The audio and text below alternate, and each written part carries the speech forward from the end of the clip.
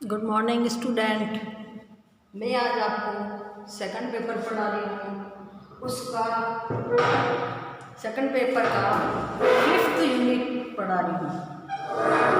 Fifth unit fourth unit मैंने आपका छोड़ दिया है। क्यों? क्योंकि जब आप कॉलेज आओगे तब आपको मैथ्स के सवाल है वो वीडियो में समझ में नहीं आएंगे, तो वो आपको कॉलेज में आकर के बताना है, वो आपको कॉलेज में बताएंगे। तो इसलिए इसका फर्स्ट है अधिगम हेतु निर्धारण, यूनिट फिफ्थ, लास्ट यूनिट है आपकी ये। और इस तरीके से मैं आपको आगे पढ़ा रही हूँ। फोर्थ यूनिट आपके हम बाद में करवाएंगे, जब आप वैसे भी सितंबर या अक्टूबर के फर्स्ट वीक में आपको ले जाने वाले ही हो। बड़ी खुशी होगी कि आप लोग आओ और हम आपको साक्षात पढ़ाएं। इसका फर्स्ट पॉइंट है अधिगम के लिए आकलन में सुधार। इसका अर्थ बता रही हूँ मैं। अधिगम के लिए आकलन में सुधार, इसका अर्थ है कि अधिगम व्यवस्था को उच्च एवं स्थायी बनाने के लिए तथा अधिगम को छात्रों के अनुरूप बनाने के लिए आकलन में सुधार करना आवश्यक है। आकलन की प्रक्रिया किसी भी रूप में संपन्न हो, उसकी पारदर्शिता, निष्पक्षता एवं स्पष्टता अधिगम स्तर को प्रभावित करती है। अतः विद्वानों का मानना है कि अधिगम के लिए आकलन में सुधार की बहुत आवश्यकता है। ये आपको इसका अर्थ बता दिया। अब है अधिगम की प्रचलित अभ्यासों का समीक्षात्मक विश्लेषण। अधिगम के आकलन के प्रचलित अभ्यासों का समीक्षात्मक विश्लेषण। फर्स्ट पॉइंट आपका ये है। इसके अंदर वर्तमान समय में आकलन की प्रक्रिया पर विचार किया जाए तो यह देखने को मिलता है कि यह दो तथ्य स्पष्ट होता है कि आकलन की प्रक्रिया में प्राचीन परंपराओं का समावेश हो रहा है। विविध प्रकार की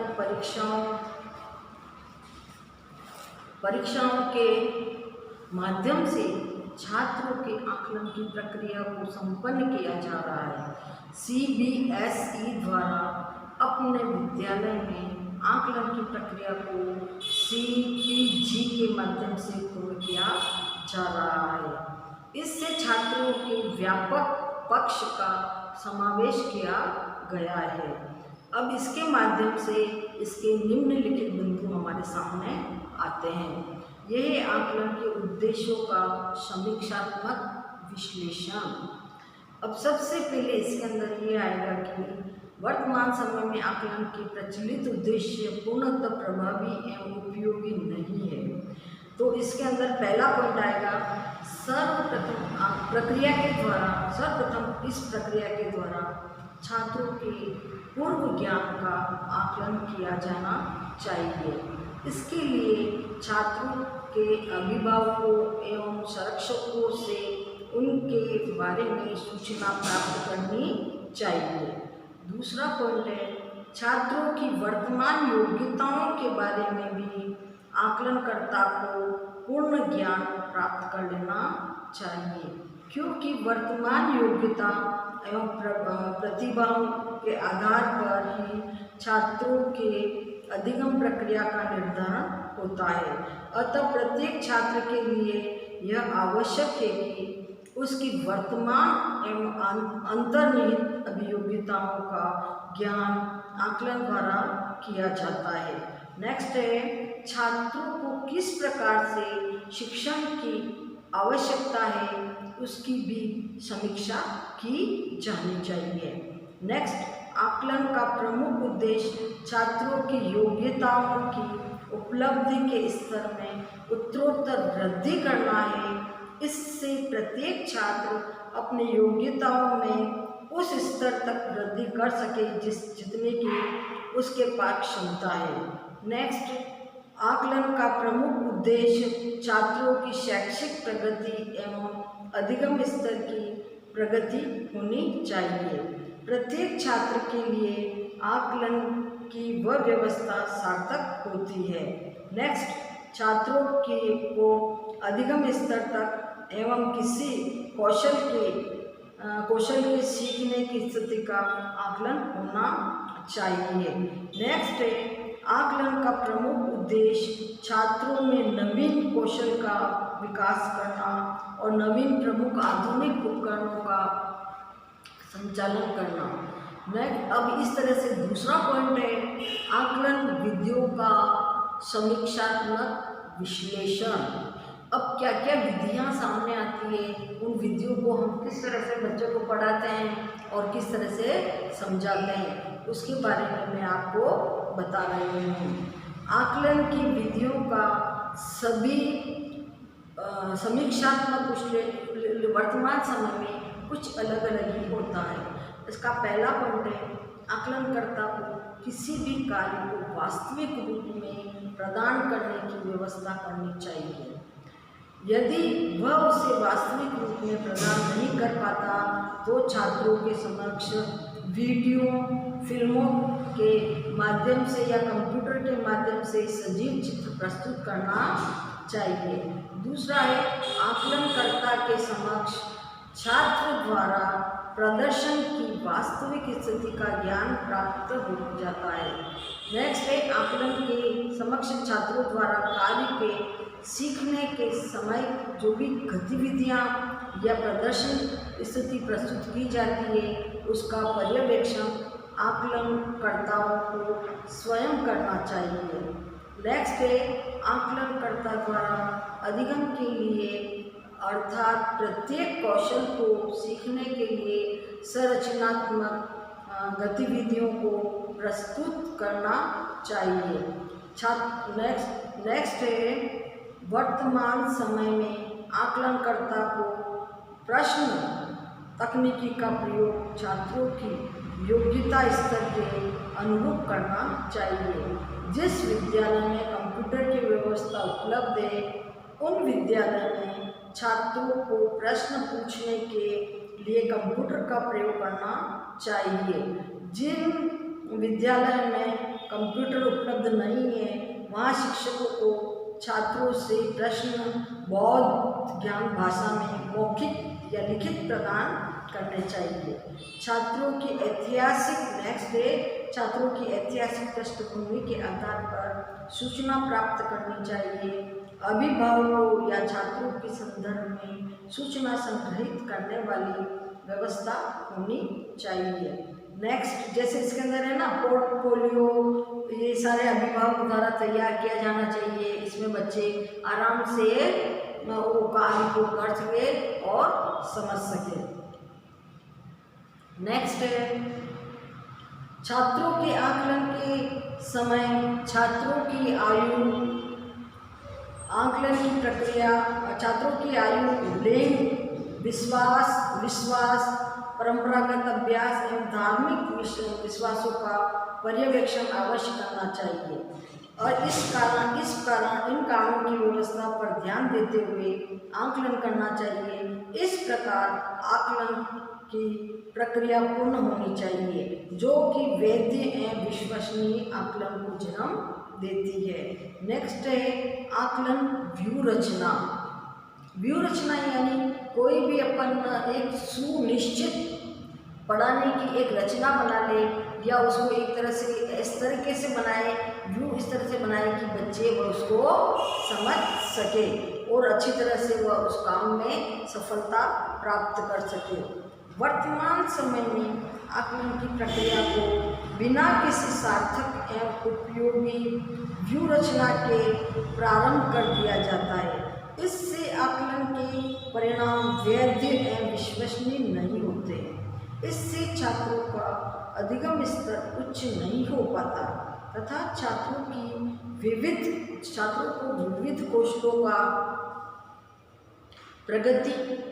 कौशलों की प्रगति मंद होती है। वर्तमान समय में आकलन के वैध एवं विश्वसनीय बनाने के लिए सार्थक एवं उपयोगी व्यू रचना का निर्माण करना चाहिए, जिससे छात्रों के सभी पक्षों का आकलन हो सके। इसके अंदर फर्स्ट पॉइंट आएगा आकलन के नियम, योग्यता, मानक एवं व्यवस्था को आकलन से पूर्व निर्धारितकरण कर लेना चाहिए, जिससे उसके अनुरूप अधिगम गतिविधियां एवं अधिगम व्यवस्था का संचालन किया जा सके। इस आधार पर आकलन की प्रक्रिया प्रभावी रूप में संपन्न हो सकती है। नेक्स्ट, आकलन की प्रक्रिया में छात्रों के लिए विविध प्रकार की निर्देशन सेवाएं एवं सहायता सेवाओं की व्यवस्था का निर्माण कर लेना चाहिए। इससे वे प्रचलित एवं मानक योग्यताओं को सरल एवं स्वाभाविक आकलन प्रक्रिया के माध्यम से प्राप्त कर सके। व्यू रचना में प्रमाणित योग्यता विकास के अनुसार आकलन विधियों का चुनाव करना चाहिए, जिससे छात्रों के अधिगम स्तर एवं योग्यताओं को प्राप्त करने में सरलता बनी रहे। नेक्स्ट है व्यू रचना की अंतर्गत आकलन के लिए विविध प्रकार के उपकरणों का निश्चय कर लेना चाहिए, जैसे वस्तुनिष्ठ प्रश्न देना है, अनुज्ञा पत्र देना है, परीक्षा लेना है, मानवीकृत करना है, संज्ञानात्मक परीक्षा देनी है, चेकलिस्ट बनानी है, निबंध लिखवाना है, समस्या समाधान, मौखिक भाषा, वाद विवाद, उन्माद सर्जन आदि को फ्लैग बोर्ड चार्ट द्वारा बताया जाना चाहिए। नेक्स्ट है आकलन का संगठनात्मक स्वरूप प्रस्तुत करना चाहिए। इसमें प्रत्येक आवश्यक व्यवस्था करनी चाहिए। इसकी आवश्यकता छात्रों को मानक योग्यता को प्राप्त कराने तथा अधिगम स्तर को उच्च बनाने में है। इसमें विविध मानवीय एवं भौतिक संसाधनों का प्रयोग करना चाहिए। नेक्स्ट है व्यू रचना में आकलन प्रक्रिया के लिए प्रत्येक व्यक्ति के दायित्व एवं मूल्यों का निश्चय कर लेना चाहिए। इसके साथ साथ आवश्यक व्यक्तियों का निश्चय भी कर लेना चाहिए। इसमें आकलन की प्रक्रिया समय एवं व्यापक रूप में संपन्न हो सके। नेक्स्ट है आकलन की गुणवत्ता पूर्ण रूप बनाने के लिए व्यू रचना में विविध प्रकार की तकनीकी एवं सूचना प्रौद्योगिकी का उपयोग करना चाहिए। इससे आकलन की प्रक्रिया में प्राप्त परिणाम प्रभावी एवं में संपन्न हो सके। नेक्स्ट पॉइंट है आपका आकलन सहभागिता समीक्षात्मक विश्लेषण। मतलब आकलन सहभागिता समीक्षात्मक विश्लेषण में क्या आएगा कि इसके अंदर है कि सबसे पहले अपन आकलन की समीक्षा कैसे करेंगे। तो इस तरीके से आकलन की समस्या का हमारे सामने ये विश्लेषण आएगा। इसके अंदर है आकलन की प्रक्रिया में प्राय उदासीनता की स्थिति देखी जाती है। शिक्षक द्वारा इसी परीक्षा के अंदर परीक्षा विभाग का दायित्व समझना चाहिए। जो परीक्षा विभाग द्वारा इसी छात्र एवं शिक्षक दोनों का दायित्व समझा जाता है, उसी प्रकार अभिभावकों एवं संरक्षकों द्वारा भी अपनी भूमिका निर्वाह नहीं किया जाता है। इस स्थिति में आकलन की प्रक्रिया में परिणाम वैध एवं विश्वसनीय नहीं होते। आकलन सहभागिता को जब तक प्रभावी नहीं बनाया जाएगा तब तक आकलन के परिणाम वैध एवं विश्वसनीय नहीं हो सकते। इसके साथ साथ छात्रों का अधिगम स्तर भी उच्च नहीं हो सकता। एक कुशल आकलन की कर्ता छात्रों की आकलन की और संरचना में भाग लेता है। इसमें पहला है आकलन की सहभागिता में प्रथम शिक्षक एवं आकलनकर्ता को छात्र की सहभागिता प्राप्त करनी चाहिए। छात्र को आकलन प्रक्रिया में पूर्ण रूप से संकलन करते हुए आकलन करना चाहिए।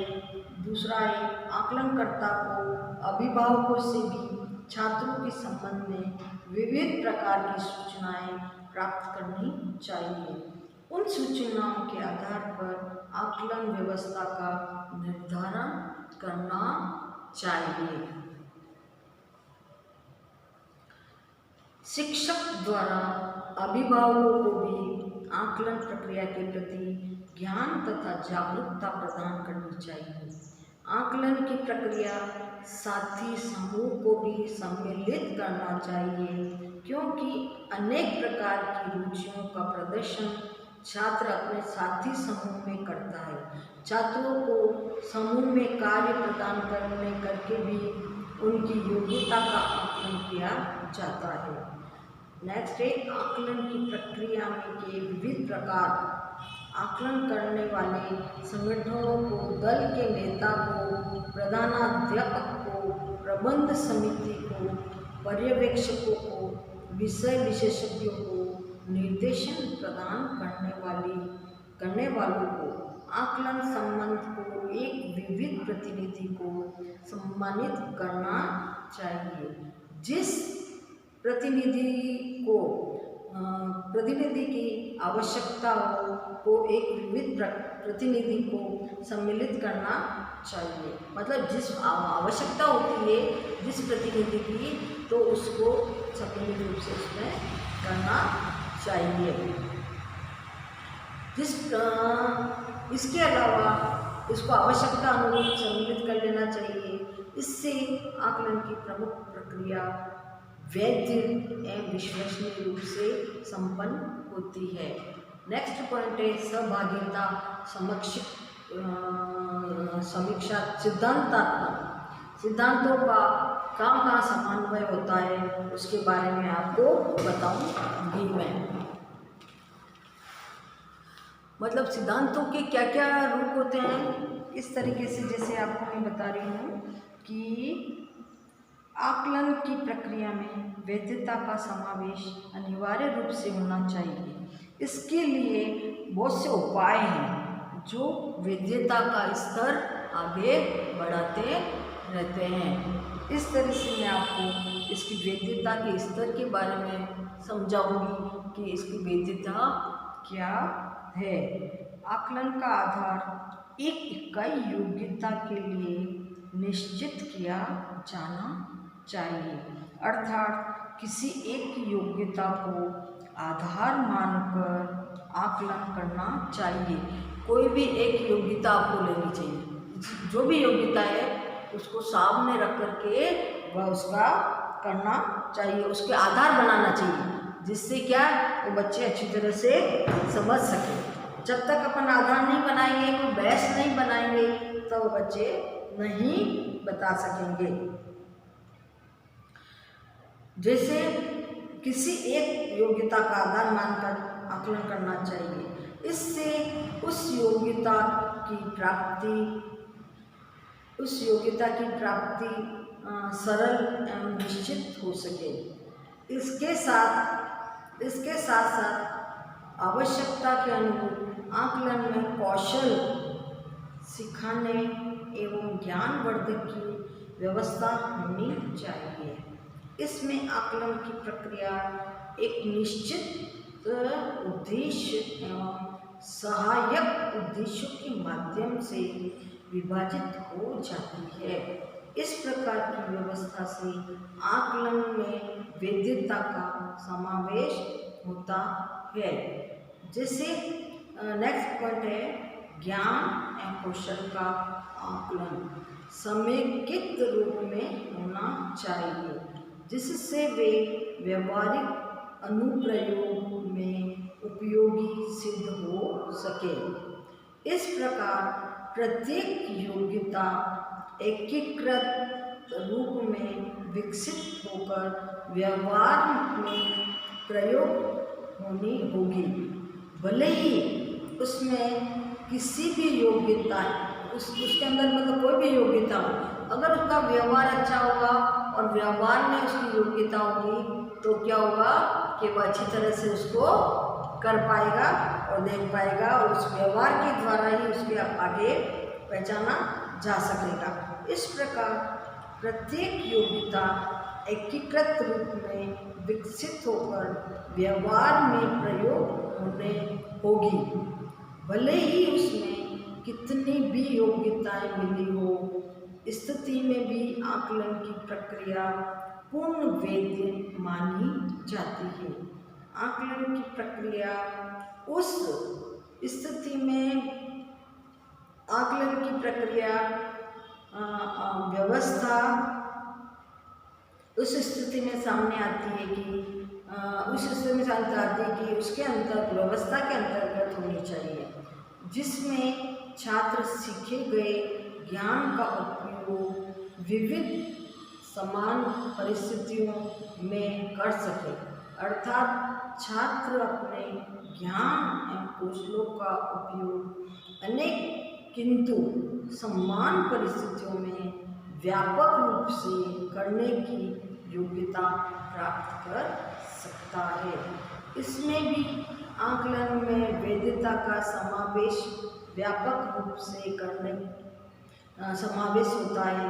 आकलन के माध्यम से छात्रों की योग्यता के संदर्भ में जो भी निर्णय दिया जाए, यह एक इकाई पर आधारित योग्यता के आधार पर होना चाहिए। इसमें अनेक इकाइयों को आधार नहीं बनाना चाहिए। इसके साथ साथ सहयोगात्मक आकलन आवश्यकताओं की पूर्ति भी इसमें होनी चाहिए। इस प्रकार के आकलन में वैधता का समावेश होता है, क्योंकि इसमें एक योग्यता पर विशेष ध्यान तथा अन्य पर सामान्य ध्यान देना चाहिए। दूसरा पॉइंट है आकलन में विश्वसनीयता का समावेश। आकलन की प्रक्रिया से संबंधित प्रमाणों का प्रस्तुतिकरण लगातार रूप से चलना चाहिए, लगातार होना चाहिए, कोई भी रुकना नहीं चाहिए उसके अंदर, तथा विविध प्रकार के आकलनकर्ता के परिणामों की तुलना करनी चाहिए। यदि उसके परिणामों में किसी प्रकार की भिन्नता है तो उसके कारणों को ज्ञात करके उनका समाधान प्रस्तुत करना चाहिए। इसके साथ जो भी आकलन प्रयोग किए जाते हैं जिसमें विश्वसनीयता एवं वस्तुनिष्ठ होनी चाहिए, इससे आकलन के परिणामों में विश्वसनीयता निहित होती है। वर्तमान समय में आकलन में विश्वसनीयता का समावेश होना परम आवश्यक है, क्योंकि आकलन की त्रुटि छात्रों के लिए त्रुटिपूर्ण एवं ब्रह्मपूर्ण दिशा निश्चित करेगी, जो कि छात्रों के विकास को बाधा बनेगी। अतः छात्रों के लिए आकलन व्यवस्था पूर्णतः विश्वसनीय होनी चाहिए। इसके शिक्षक आकलनकर्ता एवं प्रधानाध्यापक सभी को मिलकर सहयोग करना चाहिए। छात्रों के लिए जो भी सूचनाएं प्राप्त की जाए वह पूर्ण प्रमाणित होनी चाहिए। इससे आकलन का परिणाम भी विश्वसनीय रूप से प्राप्त हो सके। नेक्स्ट पॉइंट है आकलन में लोचशीलता का समावेश। आकलन में क्या होना चाहिए? लोचशीलता का समावेश होना चाहिए। कि लोच का मतलब होता है कोई भी चीज़ इतनी कठिन नहीं होनी चाहिए, कोई भी चीज़ कठिन नहीं होनी चाहिए और वह किसी भी तरीके से आगे बढ़ते रहना चाहिए।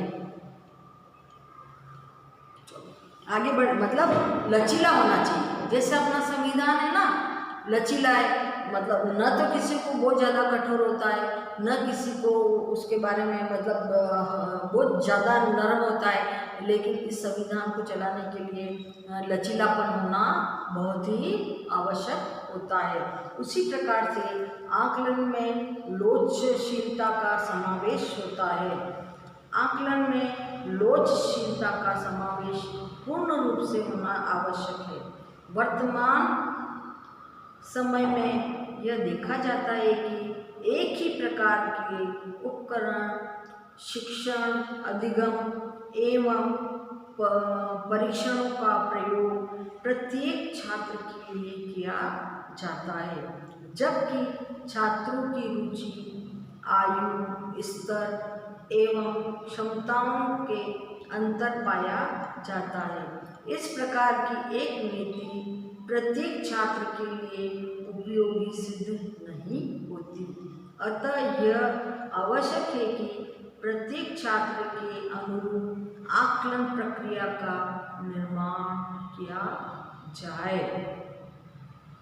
इसके लिए छात्र की रुचि, योग्यता एवं स्तर के अनुरूप आकलन व्यवस्था की जाए।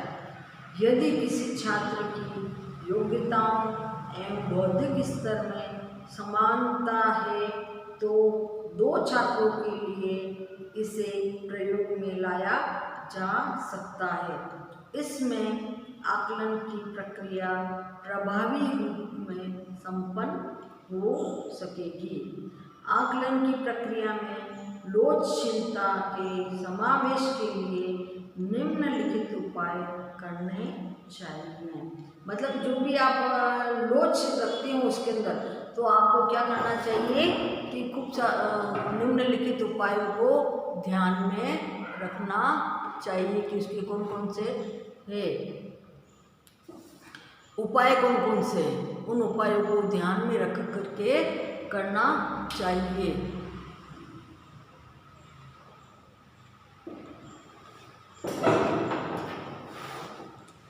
अब है इसका उपाय है, सबसे पहले उपाय है इसका, छात्रों की व्यक्तिगत अधिगम आवश्यकताओं पर शिक्षक को पूर्ण ध्यान देना चाहिए। कोई छात्र प्रतिरूप के माध्यम से अधिगम करना चाहता है तो इसका दूसरा छात्र कंप्यूटर के माध्यम से अधिगम करना चाहता है। इसी आधार पर आकलन की प्रक्रिया निश्चित होनी चाहिए। अधिगमकर्ता द्वारा, दूसरा है अधिगमकर्ता द्वारा किसी भी कौशल एवं योग्यता के बारे में सीखने की प्रक्रिया को महत्व दिया जाना चाहिए तथा शिक्षक को भी इस तथ्य से कोई संबंध नहीं रखना चाहिए छात्र कहाँ, कब और कैसी, किस कौशल योग्यता गतिविधियों को सीख कर आता है। मुख्य उद्देश्य छात्रों को उनकी आवश्यकताओं के अनुरूप अधिगम एवं आकलन व्यवस्था उपलब्ध होनी चाहिए। आकलन की प्रक्रिया में विविध आकलन विधियों का ज्ञान आकलनकर्ता को होना चाहिए, परंतु किसी भी छात्र की आवश्यकता को देखकर उन आकलन विधियों का प्रयोग करना चाहिए। अर्थात प्रत्येक छात्र की आवश्यकता को ध्यान में रखकर तथा अधिगम स्तर के उन्नयन के लिए उचित आकलन विधियों का प्रयोग किया जाए। आकलन की प्रक्रिया में एक योग्यता की उपलब्धि के लिए विशेष ध्यान दिया जाना चाहिए, परंतु अधिगमकर्ता के लिए आकलन की सहायता आवश्यकताओं की पूर्ति हेतु सामान्य ध्यान दिया जाना चाहिए।